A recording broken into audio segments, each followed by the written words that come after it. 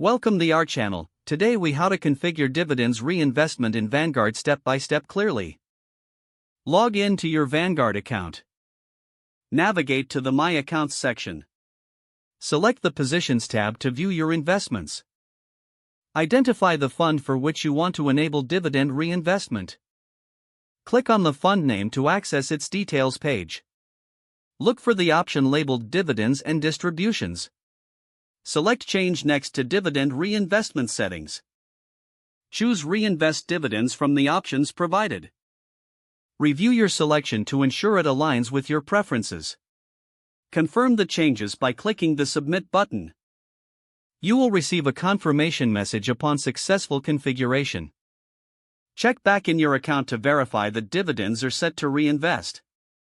Repeat this process for any additional funds as necessary. If the page does not load, refresh the browser or try again in a private or incognito window.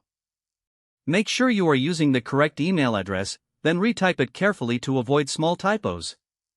If your password is not accepted, use the reset option and create a new strong password you can remember. Check your spam folder for verification or security emails, then complete any requested confirmation steps. Enable two-factor authentication if available to improve account security and reduce unauthorized access risk. After signing in, review your profile details so your contact information and settings are accurate and current. If you see an error message, note it down and try again after restarting your device and internet connection. Log out when you finish, especially on shared devices, to keep your account and payment information secure.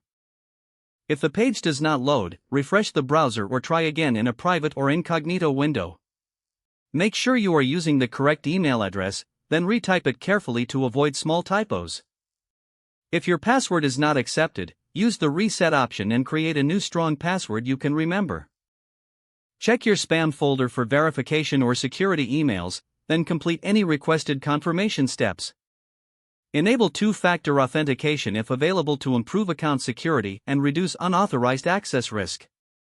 After signing in, review your profile details so your contact information and settings are accurate and current.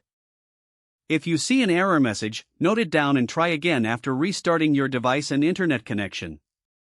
Log out when you finish, especially on shared devices, to keep your account and payment information secure.